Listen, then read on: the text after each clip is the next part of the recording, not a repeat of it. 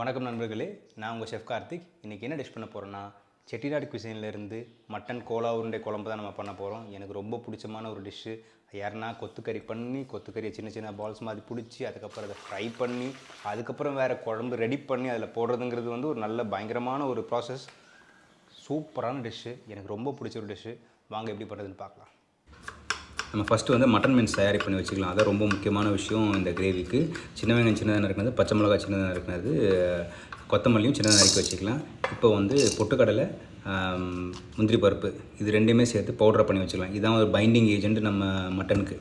மஞ்சத்தூள், மிளகாத்தூள், உப்பு, கட் பண்ணி வச்ச வெங்காயம் எல்லாம் போட்டுட்டு, கரம் மசாலா, சோம்பு பவுட்ரு, அதுக்கப்புறம் மிளகுத்தூள் இதெல்லாம் மிக்ஸ் பண்ணி பவுடர் பண்ணி வச்சுருக்கோம்ல. பொட்டுக்கடலையும் நம்ம முந்திரி பருப்போம் அதுவும் சேர்த்து போட்டு மிக்ஸ் பண்ணிங்க. இதில் வந்து ஒரே ஒரு எக் ஒயிட் போடணும், அதை நான் காமிக்க மறந்துட்டேன்.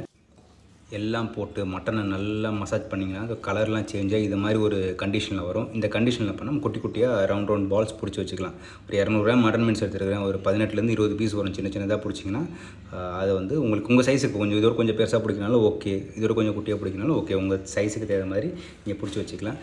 பால்ஸ் எல்லாம் ரெடியாக இருக்குது. இப்போ வந்து நம்ம வந்து ஷாலோ ஃப்ரை பண்ணி எடுத்துக்கலாம். கொஞ்சமாக எண்ணெய் ஊற்றிருக்கோம். உங்களுக்கு வேணால் டீப் ஃப்ரை கூட பண்ணிக்கலாம். நம்ம வடைலாம் வறுக்கிற மாதிரி அது மாதிரி வறுத்து கூட பண்ணிக்கலாம். ஆக்சுவலாக இது வந்து டீப் ஃப்ரை தான் பண்ணுவாங்க.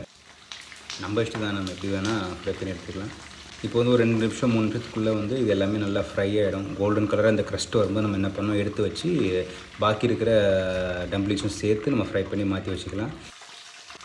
இப்போ குழம்புக்கு வந்து நம்ம தேங்காய் அரைச்சி தான் குழம்பு வைக்க போகிறோம். அதனால் தேங்காய், சின்ன வெங்காயம், முந்திரி பருப்பு வந்து கொஞ்சம் நாள் சோக் பண்ணி வச்சுருந்தேன் தண்ணியில் ஒரு 15 நிமிஷம். அதுக்கப்புறம் 1 டீஸ்பூன் சோம்பு, 1 டீஸ்பூன் மிளகு இது எல்லாம் போட்டு நல்லா ஃபைனாக அரைச்சி வச்சுக்கலாம். இப்போ வந்து நம்ம குழம்புக்கு தேவையான மிசம்பலா பண்ணி வச்சுக்கலாம்.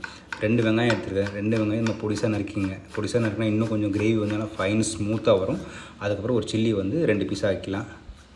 அதே மாதிரி கொஞ்சம் கொத்தமல்லி எடுத்துருக்கிறேன். கொத்தமல்லி சாப் பண்ணி வச்சுட்டான். அந்த ஃபினிஷ் பண்ண போடும்போது நல்லா கொஞ்சம் ஃப்ளேவராக இருக்கும்.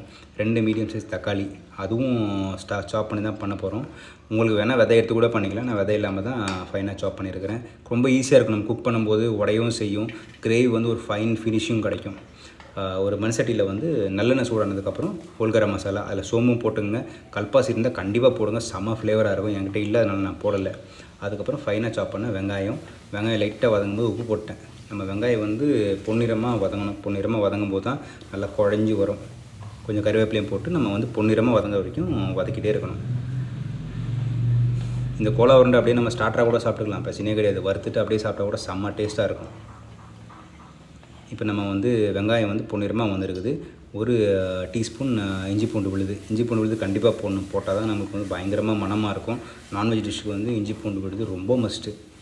போட்டு நல்லா வதக்குனிங்கன்னா இந்த பச்சை ஸ்மெல்லு போயிடும். நமக்கு வந்து அந்த நெடி ஏறும். அப்போயே தெரியும், சரி பச்சை ஸ்மெல்லு போயிடுச்சுடா, அதுக்கப்புறம் அடுத்த இன்க்ரீடியன்ட் போகிறதுக்கான டைம் ஆயிடுச்சுன்னு நமக்கு அர்த்தம்.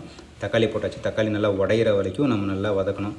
தக்காளி இது மாதிரி உடஞ்சி வரும்போது மஞ்சத்தூள், காஷ்மீரி மிளகாத்தூள், தனியாத்தூள், அதுக்கப்புறம் கொஞ்சமாக கரம் மசாலா ஃப்ளேவருக்கு இதெல்லாம் போட்டு இதுக்கு ஒரு 10 செகண்ட் வதக்கினீங்கன்னா போதும். இதோட பச்சை ஸ்மெல்லாம் போயிடும்.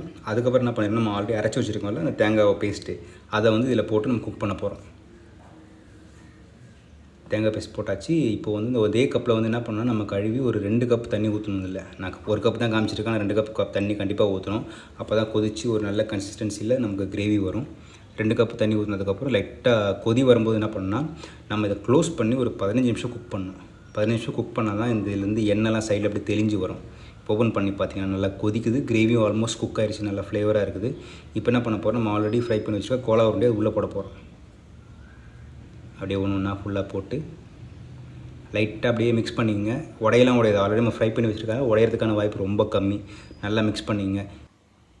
இந்த டைமில் 2 கீரி வச்ச பச்சை மிளகாவும் கட் பண்ணி வச்ச கொத்தமல்லி தூவிட்டு இன்னொரு 10 நிமிஷம் குக் பண்ணோம். உருண்டை போட்டு உருண்டையோட ஃப்ளேவர்னால் அதில் இறங்கணுன்னா நம்ம ஒரு 10 நிமிஷம் கவர் பண்ணி குக் பண்ண வச்சுங்களேன். நல்லா கம்முன்னு நம்மளோட கோலா உருண்டை குழம்பு ரெடியாக இருக்குது.